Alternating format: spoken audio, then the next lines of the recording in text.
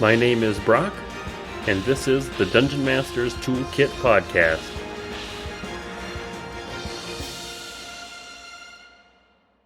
If you'd like to help us make more content, consider joining the Patreon. You can also bookmark our affiliate links to Amazon and DriveThruRPG to support the show with each purchase. Want a free way to help the show?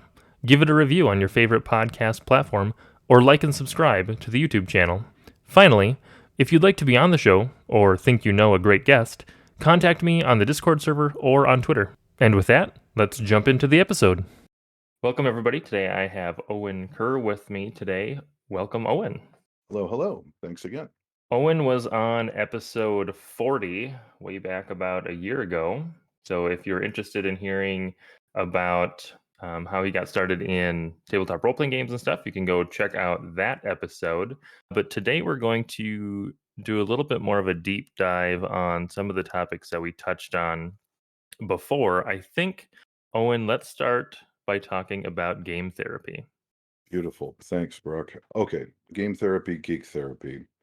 A gentleman by the name of Dr. Anthony Bean started geek therapy a while back. Basically, the idea is that all of us fandom kids, all of us geeks and nerds, we share a lot of the same media, okay, whether it's anime or Doctor Who or D&D or whatever. We kind of have a shared vocabulary and a shared storyline that we're all familiar with. And his thought was, hey, if you had a client who was into a fandom and you had a therapist who knew enough about the same fandom, you've got all this shorthand about how someone's acting, about how someone's thinking, about how someone's treating people. And so you can say, hey, buddy, you're being a real Zuko this week, okay? I hear how you treated your brother. You're being a real Zuko here. You really need to channel your inner Uncle Iroh. You need to be a little, this and that. Or, hey, remember in the Doctor Who episode where this thing happened and he really had to think about other people than himself. Long story short, there are a ton of fandoms and a ton of cool, hip and groovy doms out there where we can talk about stuff. Okay, so he said, all right, let's start there. It slides into game therapy, specifically role playing games. I don't know if it's a surprise to anyone that role playing has been used in therapy for decades. And it's more along the lines. It started out with like, okay, Timmy, you're going to be your dad, and dad, you're going to listen to what Timmy has to say. Okay, Timmy, dad just came home. What does he do? Oh, Timmy, come here, do something you hate. Builds character. And so the role playing in that aspect was showing the people involved in the therapy how they're being perceived, et cetera, et cetera. Well, then Dr. Tony, he's like, well, wait a second. Your subconscious can't tell the difference between feelings. Okay. You watch the movie and the dog gets hurt and you cry, and you read the book and the dog gets hurt and you cry, and you trip over your dog and she cries and you cry. Your mom yells at the dog and you cry. Your mind can't tell the difference between those emotional states. As far as your subconscious is concerned, it's all the same thing. It's all the same emotion. And you can tap into that. You can use that by saying, all right, what does my client need to work on today? Do we need to work on anger management? Do we need to work on whatever skill set toolkit they need to work on? Well, let's put that client in a very safe place. Let's put them in a role playing game where nothing that they do or say is really going to have any impact beyond, the boundaries of the game. And let's put their character through situations where they're required to use the tools that they're learning and practicing. So, my client who's got anger management issues. Okay, Ragnar the Barbarian. All right, he's a former berserker. He doesn't ever want to go berserk again. Bad things happen. So I'm going to piss off Ragnar, all session. The archmage throws a drink in your face, whatever. And so the player has to work on the tools to de-escalate their own, work on their anger management tools. And again, as players, we all really, really relate to our characters. If you want to stand back and squint, all of our characters have a little bit of us in them, whether it's, I'm, heroic, or I want to be bad, but I can't in real life. So I'm going to be a thief or whatever. So when we're relating strongly to the character, and when the character is in situations where we can use the same tool sets, you can actually get some good practice done safely and innocuously. One of the best examples I heard, one of my associates, she was running a game for a bunch of junior high girls. And the skill set that the young ladies were working on was self-advocacy. And so the party's doing what the party does, saving the princess and attacking the dragon and all that. And they succeed, and they come back, and the local baron is extremely pleased with you. And he says, I wish to grant you each a boon. I will give you a gift. What do you want? And all the girls are like, oh crap, self-advocacy. And they got to kick it around, what do I want? What can I ask for? What's reasonable to ask for? Is there a better way to ask? I can't ask for too much. I can't ask for too little. But again, it got those circuits firing, and they got the social aspect of that was a good ask. Yeah, that's perfectly reasonable that you could ask for something like that. So, and that made me really happy to hear that story because, again, when you can tap into the avenues and channels in your mind and get the practice, it makes it easier in real life. So when I first heard about the whole geek therapy, game therapy thing, it resonated probably because it would have been something that would have worked with me way back when. Full disclosure, I am a big success story on therapy and stuff, as are my loved ones and family and whatnot, all getting a good benefit. So any additional tools that we can use to help out our fellows, and again, play a few games and roll a few dice and have some fun with it. That was the main thrust. So I'm looking forward to doing some more of that. I mean, just taking a step back and mentioning like the practicing aspect, it's not that much different than the same way that you would work on a skill for a sport where your practices aren't always just playing whatever game it is, it's working on basics and Oh yeah, technique and stuff like that, right? So you're really kind of doing the same thing, right. just you're working on, more mental skills or problem solving or whatever. Exactly, exactly. The analogy I made is somebody said, I don't want to work on this. I don't want to work on this skill because it doesn't have any application in real life. And I said, well, I used to be a football manager, and I'm watching these guys working out and running around and working out and and they do a lot of bench pressing. Yeah. Well, you don't really ever bench press anybody out in the field. You get a penalty for that. Why would you want to, like, flex the it's like, well, make the muscles stronger, make your body work better. I'm like, "Ah." I said, there was a thing years ago where football players were taking ballet. What? Yeah, and light on your feet, knowing where your body is, knowing how everything moves. Are they going to be out there doing pirouettes and bourrées, at the 30-yard line? No, but they're improving their instrument, they're improving their capacities. Yeah, so it's exactly the same way. It's keeping the muscle, keeping the mind muscles moving, and the flexibility, and the sometimes it's even the approach. When I was teaching math for a living, I said, I'm not teaching you math necessarily. I'm teaching you that if you're having an issue, if you're having a problem, you can approach it like, well, what's the problem? What is a potential solution? What are some avenues that I can explore on this? It's logic, it's reasoning, and it's the same way with mental health. Oh my gosh, I feel this bad thing that I felt 100 times before. Oh, well, how can I address that? What are some things I can tell myself in the moment? Is this a real thing, or is this just a feeling I have about a real thing?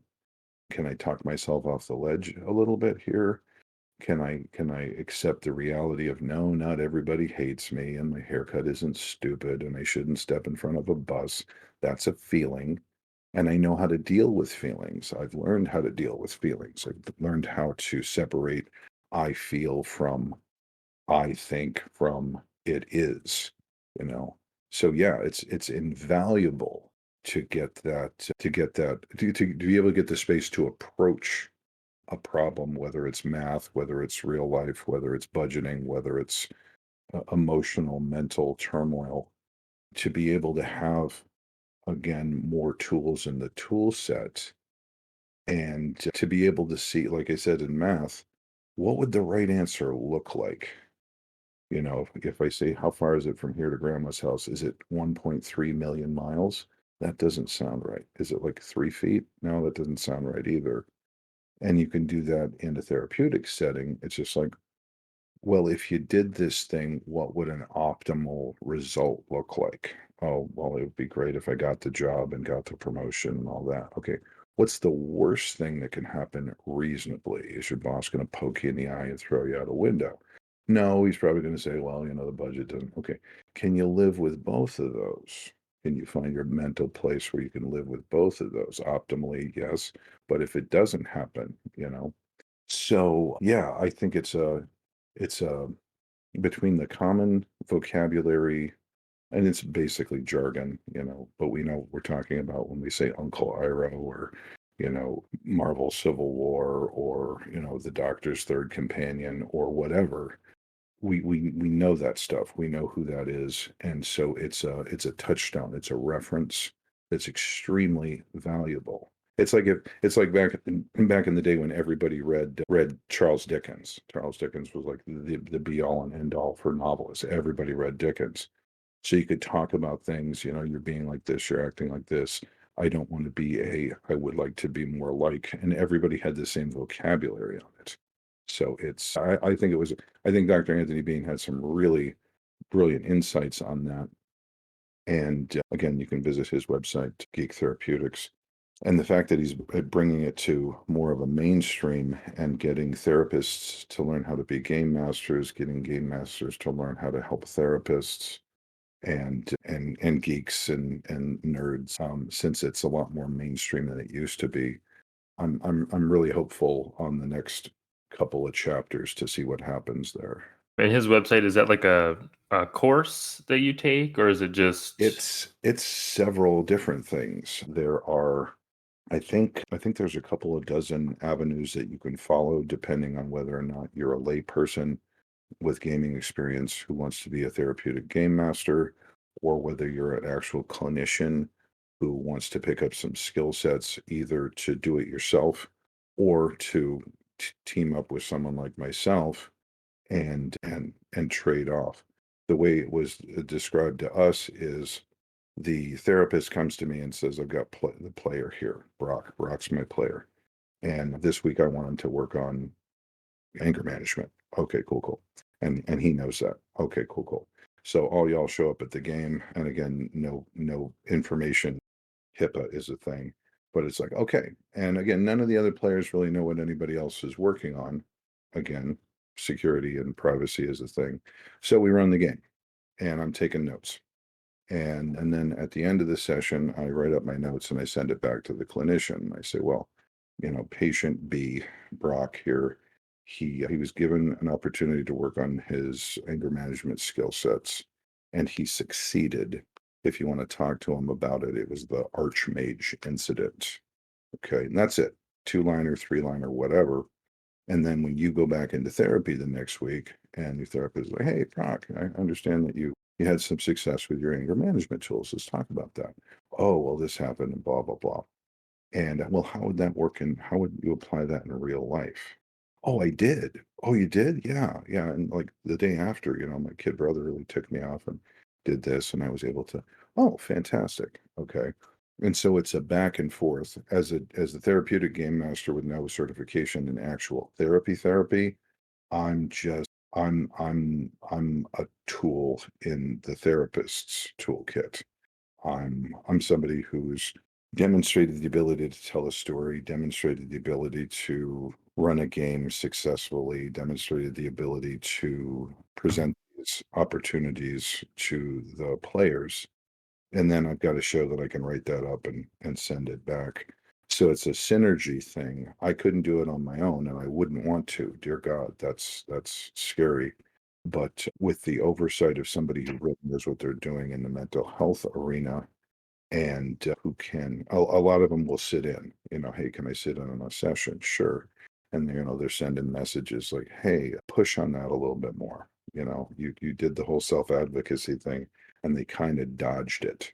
Give them another opportunity. It's like, oh, Sir Falco, you were quiet in the corner, my friend. Tell me, please, what is it that you would like? So it's a team effort. Yeah, that's really an interesting scenario where so you don't necessarily need to have the full like clinical background and stuff of a therapist. Right, Your focus is being the game master, and then the right. therapist leans on you to facilitate those sessions, Right, essentially. right. So in the geek therapeutics, the therapist who knows a little bit about Avatar comes in and takes some classes and gets certified on that aspect of geek therapeutics. How do I utilize the fandom knowledges that I have in order to address stuff with our clients? You've got the therapists who want to learn more about gaming. Again, since role playing has been a very, very valuable tool in therapy for decades, want to do that. Again, you've got the lay people. They may have even expanded it since then. I haven't taken a class there recently, and they're usually, I want to say 9 or 10 week courses. There's a lot of hands-on, there's a lot of practice. They bring in industry folks to run games and to give tips and tricks on, keeping the storyline moving, but still focused on the necessaries. And it seems a pretty robust concept, and some people are having some good luck with that. And do you see this expanding kind of in your area? I would like to think so. Full disclosure, I haven't had a lot of luck in finding therapists who want to play ball on this.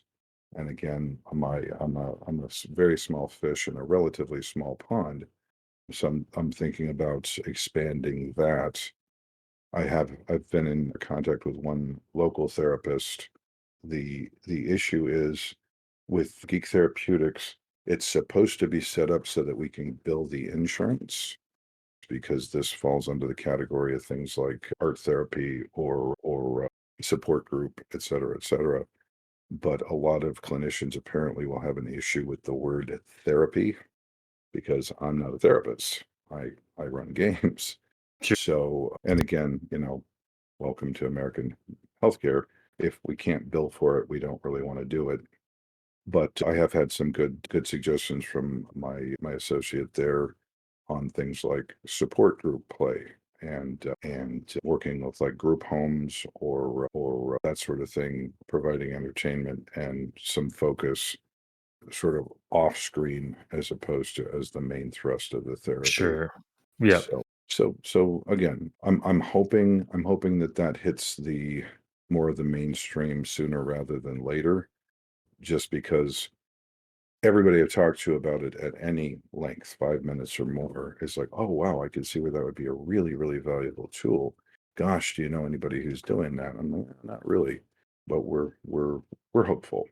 Yeah, I mean, it just seems like such a good tool. I guess I could see the other complication potentially being I haven't I've done a little bit of therapy, not a ton, but I know that there's a little bit of a stigma just around therapy in general, especially in the US, but also a lot of people that have done it also, you know, rave about it and how Right. helpful it's been too, right? So there's kind of it's I'm an I interesting. I feel that. You're right, and I've talked about the stigma of that as well. I got angry about something and made a TikTok about it, and somebody's like, "Dude, take your meds," and I'm like, "Aha, you're just disparaging mental health. If I broke my arm, would you be like, haha, learn how to climb? If I got in a car crash, would you be like, haha, learn how to drive? Mental health is health."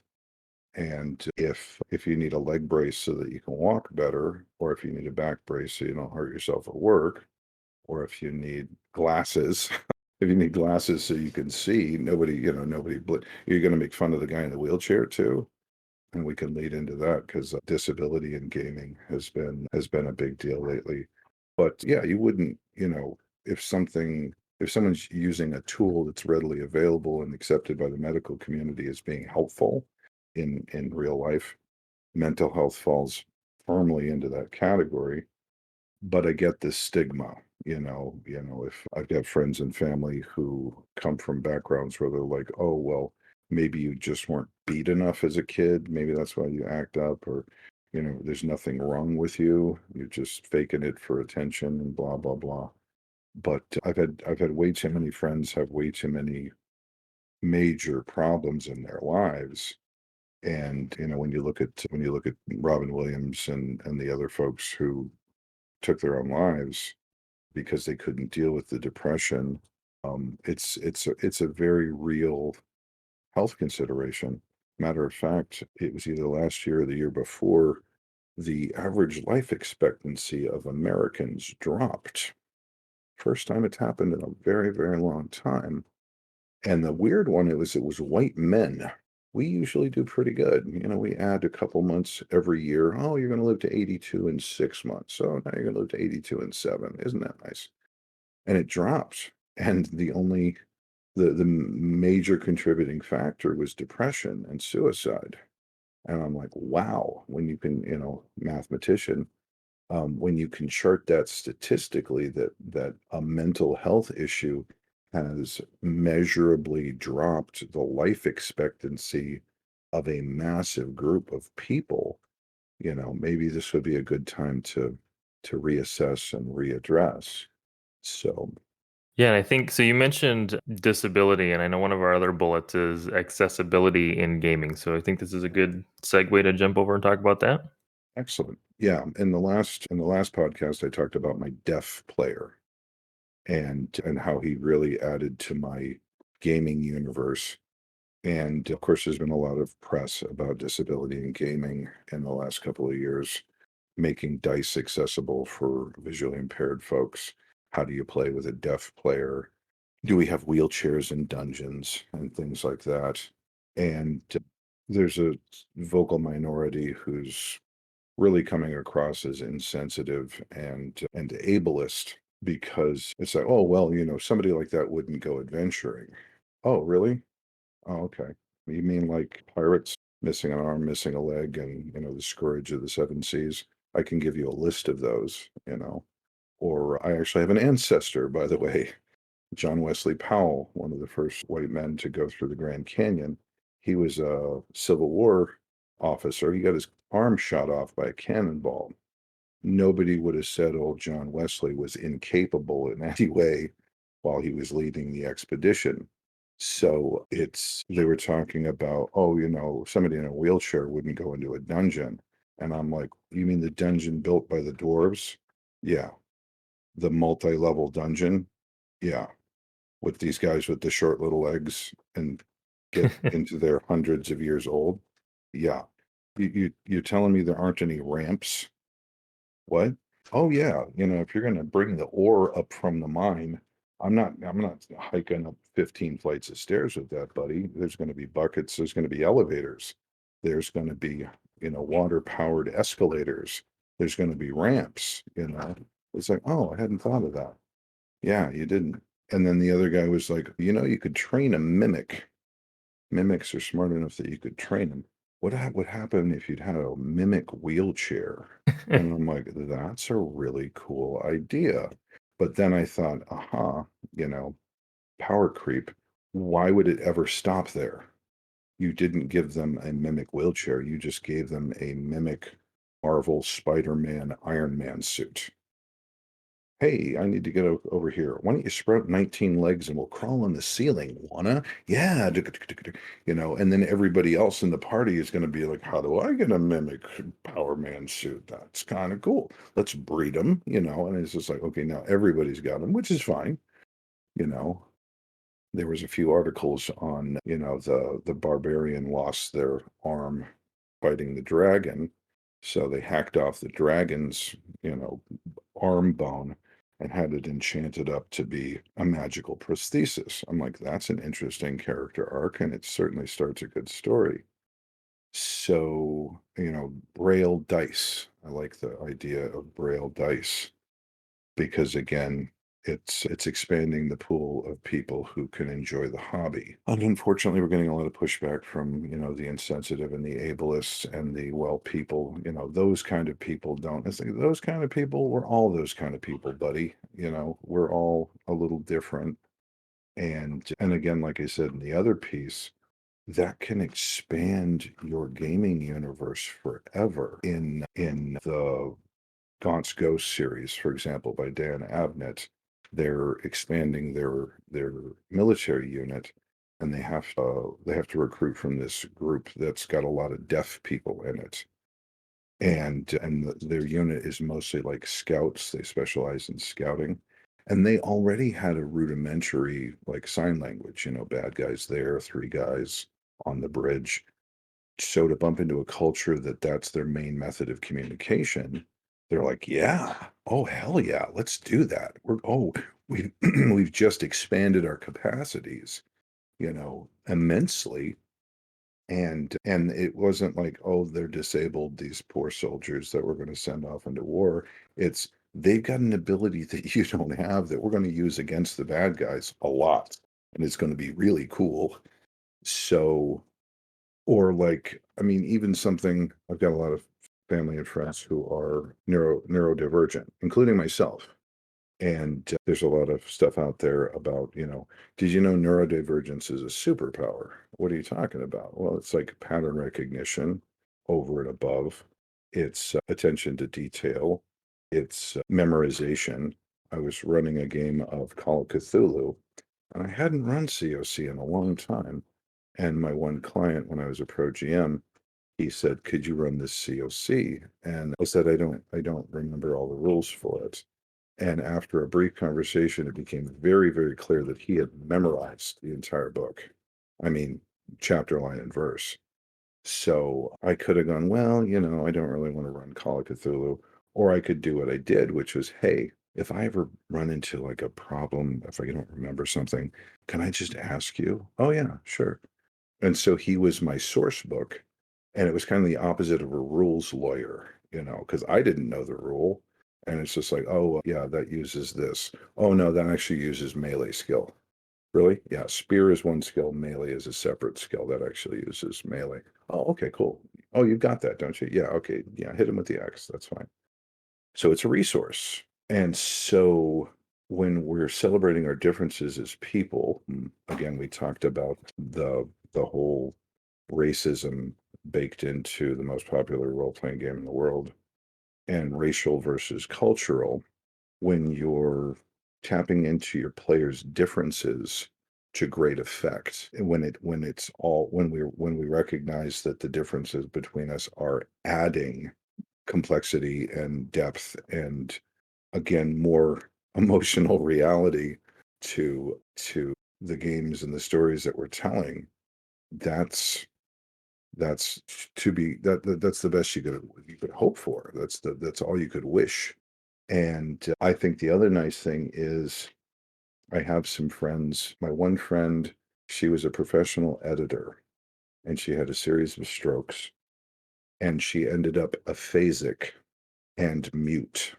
Okay, so to go from somebody who dealt with words for a living to not being able to read English and could not speak. And again, she's gone through some heartache and trauma because of it, but having to learn ASL and having to, navigate life and her family having to adapt to the new reality. She talks a lot about the invisibility of the disabled. Everybody just wants to pretend Hmm. like we're not here. So she's trying very, very diligently to be visible. She volunteered at a local veterans organization since she can hear perfectly well and she wanted more practice with her sign language. She volunteered to be an ASL interpreter for the veterans group, and they thought that was pretty hot stuff. And she talks about the deaf a veteran who cried the first time she signed the Star Spangled Banner or America the Beautiful. Because it's like, yay, again, connection. We're being seen. It's a good thing that the conversation is taking place. It's a good thing that all of our players, all of our GMs, all of the people interested in this hobby are being seen, because we're all out here, the crazy ones, the fun ones, the tall ones, the short ones, the ugly ones, myself included. It's like, well, let's celebrate that. Let's celebrate our differences, and also celebrate our sameness. People are people are people are people are people. It's like, oh, my deaf friend, what's going on? Kids nowadays, oh yeah, yeah, kids nowadays, yeah. That's it. Airline food, oh yeah, boy, it's bad for everybody. We're so much more alike than we are different, and it gets back to my idea of the storytelling. We're the only species we know that tells stories. And what do we use them for? We use them to understand ourselves. We use them to understand reality. We use them to understand other people. So when you see the story that's got the kid in the wheelchair, or you see the movie that's got the deaf person, or you see, read the book, watch the TV show, et cetera, and there's the representation there, hell yeah, we need them in gaming too. And that applies to the whole panopticon of human reality, you know, LGBTQ, trans, the whole thing about there aren't any black elves in Tolkien. Okay, okay. So you got no problem with dragons, right? You got no problem with people living 17,000 years, but that whole melanin thing, that's a deal breaker for you right there, Jethro. Yeah, okay. I get you. Okay. Yeah, no. Okay. So I liked the fact that there was some stuff coming up about accessibility in gaming, because it got the conversation going, and we got to see what people think and what people feel, and who's an ally and who's not. Right. One of the things that I enjoy about the industry in general, and I think especially in like the indie scene, is that there is a lot more representation, and it feels like that representation is growing.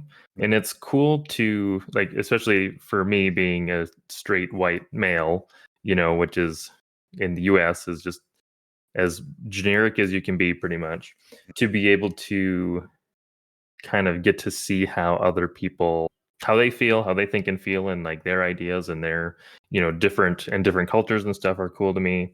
It's cool to be able to see the kind of growth of that openness, and also then be able to be more exposed to some of those ideas and things than I would otherwise be in my, small community. Right, right. And again, like you say, the indie community has embraced everybody. Itch.io, which is where I have some of my games. Itch.io, when there was some controversy about LGBTQ, they had a bundle, and they said, "Hey, any of our Alphabet Kid creators, do you want to be part of this bundle? And all the proceeds are going to go for this good cause and all that." They had 1,100 titles you could go and buy for, $25. 1,100 games from wildly disparate creators who are trying to support this cause. And I'm like, wow, this is fantastic. This is getting the names out. This is getting the concepts out. And these are like board games, card games, role playing games, computer games, video games. And they're just like, yeah, yeah, do this, sell it all together. So yeah, the friends and family are out here, and are vocal and are standing up. And actually, in going back to the geek therapy, one of the guest game masters was very strongly LGBTQ. We all got in the habit very early on. I am Owen, he, him, just because it's, polite, polite, human, decent, part of the social construct. So the other thing in that is I have had players as young as junior high who may have been struggling with identity issues. And tell me a junior high kid who is not struggling with identity issues. Who am I? Who am I becoming? And so when they'd show up and they'd say, my character is trans. Oh, okay. What are their pronouns? They, them.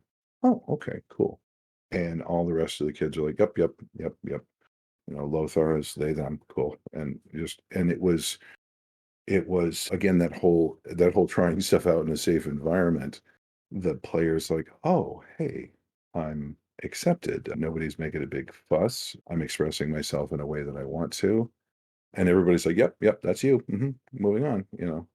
So it feels like I've been accumulating these like little vignettes of how all this stuff seems to work together, which kind of leads into that whole accessibility to gaming. As you and I have discussed in the past, I'm not the biggest fan of the most popular role-playing game in the world. And then of course I keep getting data that backs that up. The University of Auckland, a researcher there published a text analysis of the player's handbook, wherein they determined that all but one of the starting character classes in D&D is combat oriented, period. And the other one is support to make your combat oriented character better for combat and the inherent violence in it. And I've had some conversations about, oh, D&D is good for role playing, huh? What's the threat rating on tea with the Duchess? What? Yeah, yeah, the barbarian gets invited to tea with the Duchess. What's the CR of, high tea at the palace? Oh crap, where are the social rules for that? Oh, we really like to hit things and take their treasure. Oh yeah, we know that. So, and again, when you can prove it mathematically, you know.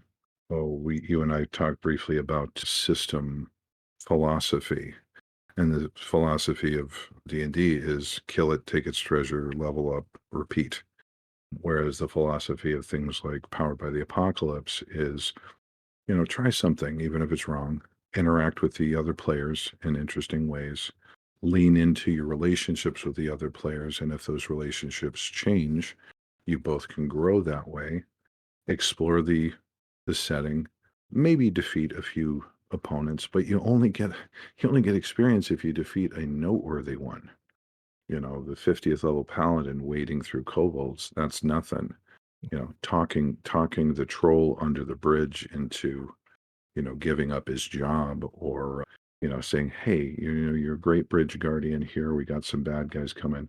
We're going to pay you a lot to like build defenses on your bridge here on that side, and you can be our main guardian, and we'll call you, Sir Globnar or whatever." Oh, okay. That would be defeating or otherwise subverting a notable foe. So you get XP for that.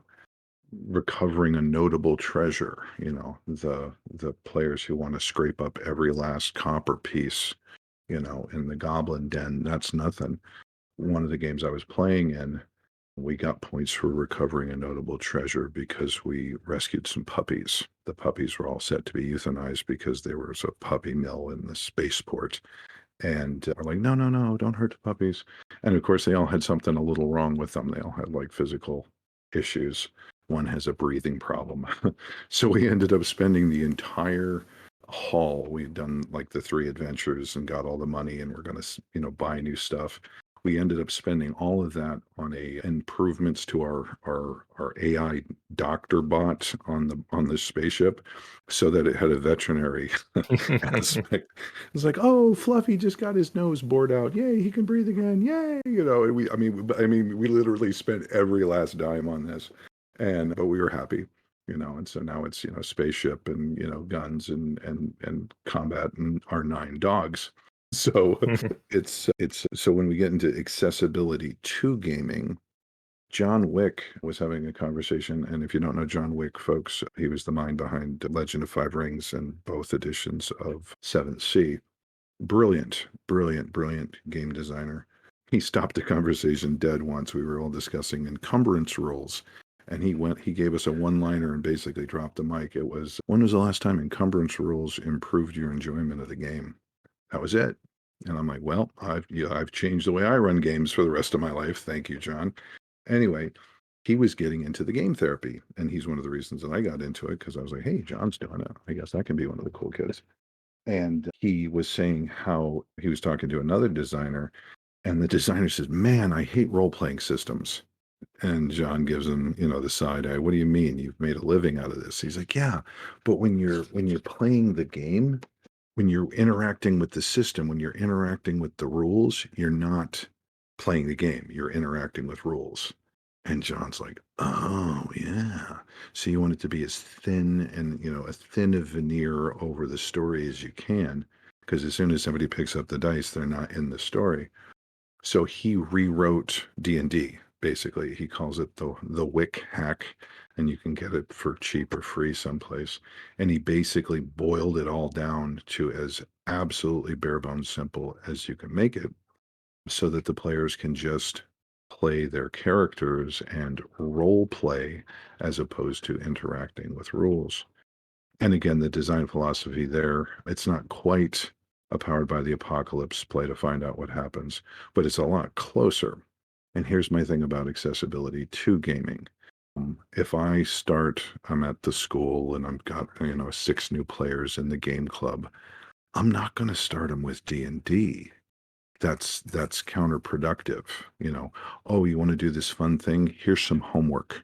Read this book in its entirety, understand it, understand the complexities of how all the numbers work, make some decisions based on information that you're not really cognizant of, that the older players are like, har har har, you put your, constitution bonus, haha, you're a mage, you don't need constitution, tee hee." Yeah, why would you do that? So if you've got something that's fairly rules light, fairly player focused, story driven, a player story driven, like any of the PBTA systems, when I can teach it to you in 10 minutes and we can be rolling dice in 20 with your fully fleshed out character that you like, why not do that? Dungeon World, Apocalypse World, Masks, Monster of the Week, Tremulous, the Sprawl, whatever genre you're into, there's some rules for it, and just get the story going. Because if you're trying to introduce new players to the hobby, which we all are, I hope, make it easy. Make the learning curve real Mm-hmm. shallow and make it easy for them to ask questions. And the other thing is, when you start with something like that, when you set the expectation of, "Hey, you as a player get some input on the world." Oh, okay, cool. What's the king like? What are goblins like? We had that conversation. When you have some impact, A, you've got more buy-in from the players. B, they're going to show up the following week. When they get up, when they go to college, when they start gaming with different groups, they say, "Hey, I'm going to do this." And you can easily bump into the game masters who don't want to do that. "No, no, no. This is my story and you're going to be in it, and here are the rails and stay on them." And a player who's had the freedom, who's had the expression, maybe that's their home. "Oh, yeah, I like following rules and I like following storylines and I don't want to have to think about stuff."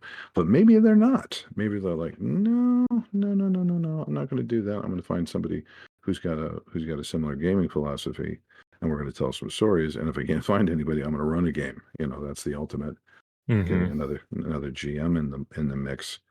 So if they can learn what are, in my opinion, as a storyteller, in my opinion, are good gaming habits based on the rules that support them, then you've got one hell of a gamer. I remember we were playing D&D, and my new girlfriend, who had never played before, she was sitting there just minding her business, waiting for me to be done so we could go on a date or whatnot. And I think I threw a ring of invisibility at him, and it was like a limited ring of invisibility back in the old D&D days. It only worked for an hour at a time, and it only worked like 3 times a day. So of course they're doing the engineering thing. "Okay, we put it on and I'm invisible, right? Yeah. Okay, take it off. Okay, put it on and I'm invisible, right? Yeah, take it off. Put it on. Okay." And then they're like, "Oh, well, maybe it's a ring of air elemental summoning, and we have to get a genie and bathe in its blood, and they're just going way out." And she goes, "Maybe it only works a few times a day." I'm like, "We have achieved gamer right here." You know, I got my wife into the hobby. She was a little hesitant, because she didn't think she thought really fast on her feet. She thought all the other cool kids were going to look down their noses because, okay, it's your turn, baby, go, you know. And she played a couple of sessions and really liked it, you know. And I said, well, what's your favorite? And she said, oh, I love Tremulous. Oh, Tremulous, because it's the Call of Cthulhu version, Call of Cthulhu based.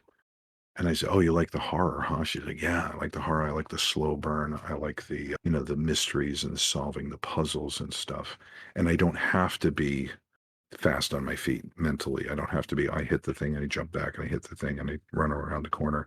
It's like, hey, I'm going to go to the library and research, polyps from space. Is there any reference to polyps from space? Okay, that's going to take a couple hours. We'll come back to you." And of course, the librarian, she was playing the librarian. She comes back with all this valuable information to the party, and they're like, "Oh gosh, you're the best thing ever. This is the only way we will defeat the thing." So again, appreciation of different skill sets and limitations, and making a limitation into a skill set. So if we can expand the accessibility to gaming without the 300-page rule books, without the oh, you have to know all the lore. Okay, you can't play Warhammer 40K without knowing all of the lore. That's just, here's your 12-book reference set. Come back when you're through it.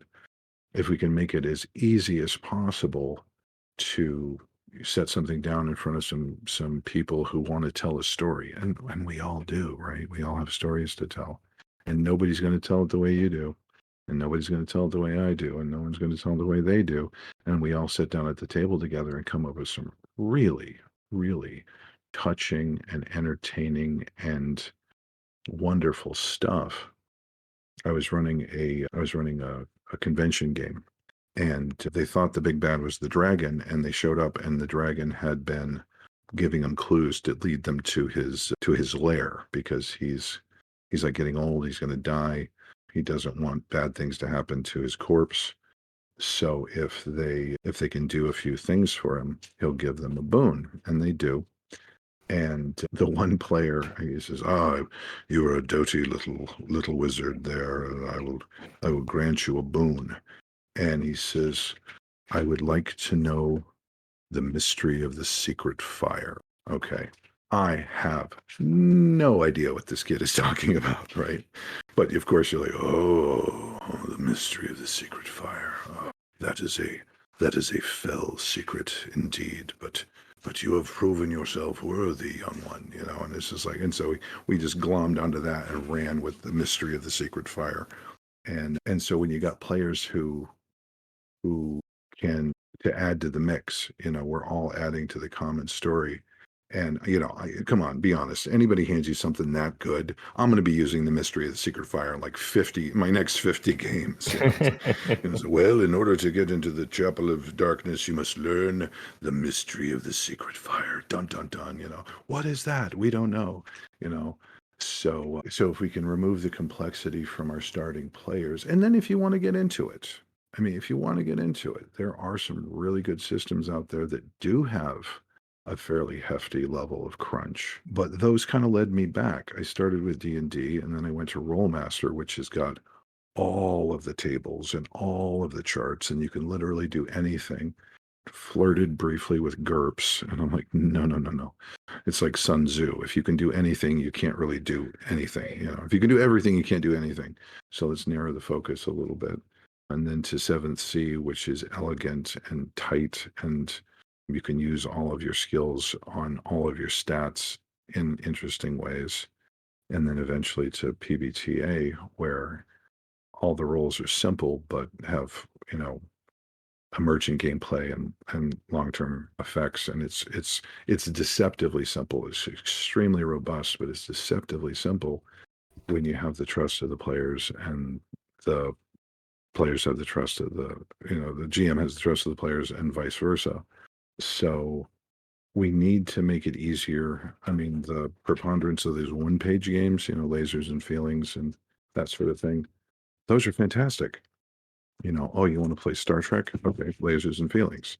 Will we defeat the Romulans in combat? And will Worf, get in touch with his feminine side? Boom, go.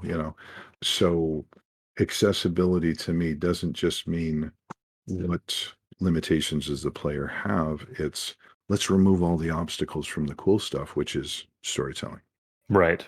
Yeah, and I think as the more and more I've played, the more I've started to lean towards games that are easier to run and specifically to teach, because I find that a lot of times when if I'm running a one shot or I'm Mhm. running for, a group of people, it's usually people haven't used that system or they're Right. not familiar with role playing games. So it's like I need to be able to uh, get the understanding of how to play across in like 5 to 10 minutes before I lose interest. Hmm. Right. Like Right. you want to get it to the table and you want to start playing, and then they're hooked. Oh Then yeah. you can go deeper. But it's that initial, if it takes 2 hours to set up a game and you're not really doing anything, people check out Right. and get bored pretty quick. So Right. And the other one that I found with new players is they think they understand. You introduce them to it and it's a complex system and they think they understand what they can do. It's kind of like those old video games where you're like, wait a second, I can knock down the rubble pile. I've got my pickaxe. Why can't I just bash this door down? Oh, well, the game doesn't allow for that. Oh, doggone it. Can I dig beside the door? No, no, it's impervious. Wait. Didn't I just dig through like 800 miles of like granite to get to the tunnel? Yeah, but no. So when the player who thinks they're cool, hip and groovy, and they're like, oh, well, I do this. It's like, you don't really have the stats for that. You can't really, no, that's not gonna. There's a discouragement and a betrayal because again, a lot of systems, especially older systems, are like, you can do this, you can't do that unless you can do this. And again, some of the more storytelling games are you can try anything. You're probably going to succeed at most things.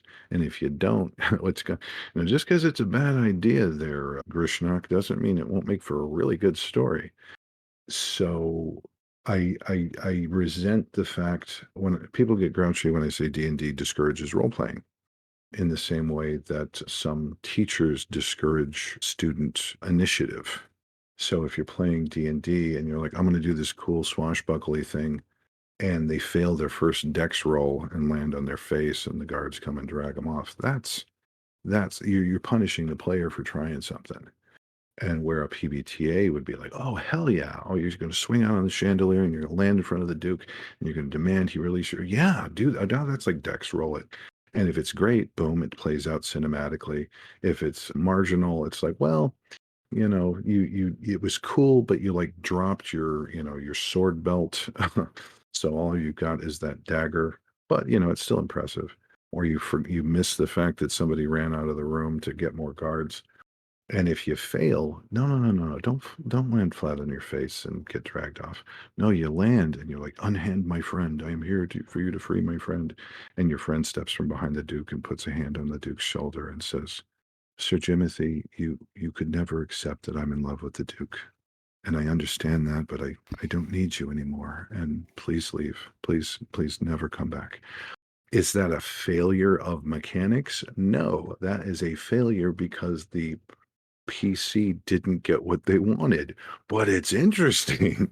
And now it's like, oh no, I'm thrown from the dukedom in disgrace. I'm exiled, and my mother won't talk to me. And it's just like, okay, great. I don't Uh, remember if we talked about it before, but I've heard failure can be the success that they didn't want, which is what you mentioned there. I also like the idea of, oh, you pick the lock and you open the door and there's a table full of guards playing yes, cards sitting there, right? yes, All look up yes. at you. Yeah, that is my favorite example. No, and I don't think I mentioned this last time. I touched on it. The one time I had a player fail 17 rolls in a row Oh boy. on a skill that she was good at. Okay. And the Probability of scenario that is not good. exactly. My math teacher brain is like, once we hit five and she had like a +1 bonus. And I'm like 7 or less, 6 or less on a +1. That's statistically very unlikely. And she's switching out dice, trying to let me use your dice. Okay. Nope, 4. God, okay. But the scenario it was a post-apocalyptic fantasy, and so she was this little hobbit thief with mutations And can we do like PG on this broadcast? Is PG okay? Sure. Okay, beautiful. So she's sneaking past the raider guards. There's the encampment and there's raider guards, and she's sneaking past them, and she fails like badly. And I'm like, what would be interesting? Oh, the guards are actually having sex. What? Yeah, they're having some ruckus, and they both turn to look at you. Just trying to sneak past them.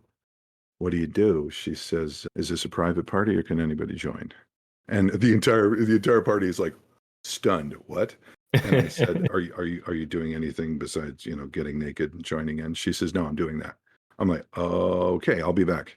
All right, what are you guys doing? Oh, okay, gaming, gaming, gaming. Come back. And I said, "What are you doing?" She said, "Oh, I got a knife. I got a knife strapped to my leg. I'll just pull it and I'll stab this guy."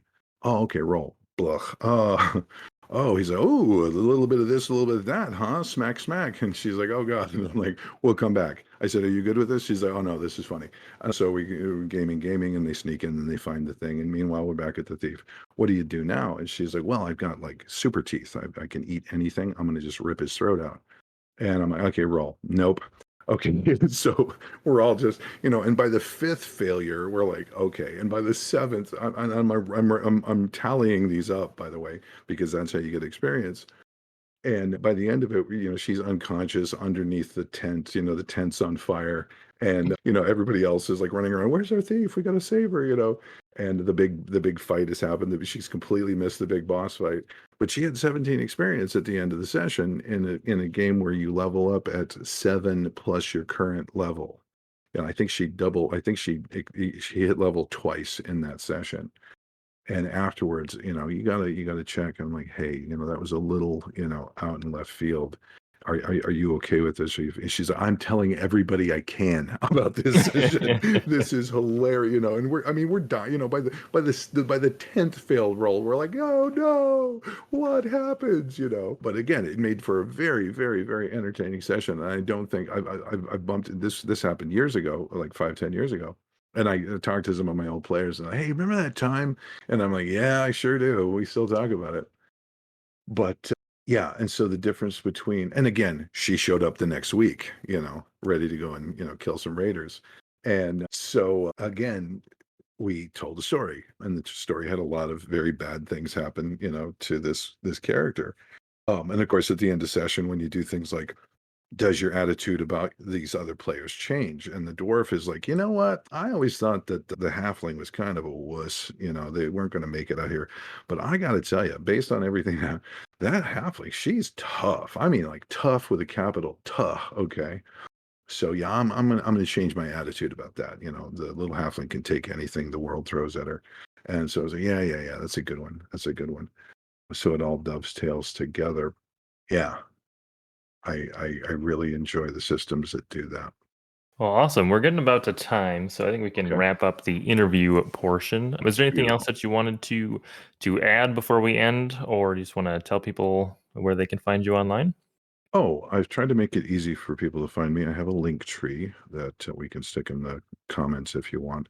It's a link tree, linktr.ee/chanted evening, like chanted like the monks, evening like the time after afternoon, chanted evening. And that's got all the links to the games that I make, and that's got some contact information. It's got my TikTok. It's got a link to the podcast we did it last year. I just recently did another one for also about game theory and game therapy, specifically on running games with teens. I have also been teaching classes on, GMing 101, 201, 401 tips and mechanics and trips to keep more into the sandbox and less from the railroad. I've been constructing some things that I call dungeon starters, which are basically, if you're running a system that uses fronts, here's a really good front or set of fronts with some NPCs and some situations that the players can bump into. It makes for session planning very, very, very, very straightforward. And I'm always up to talk about storytelling, whether in, once upon a time or storytelling as a group. So yeah, anybody listening who wants to get a hold of me, don't get me started. You know how I get, but yeah, I'm always up for a good convo about everything. Well, Owen, thank you so much for coming and chatting today. Oh, I really appreciate the opportunity, Brooke. Thanks so much.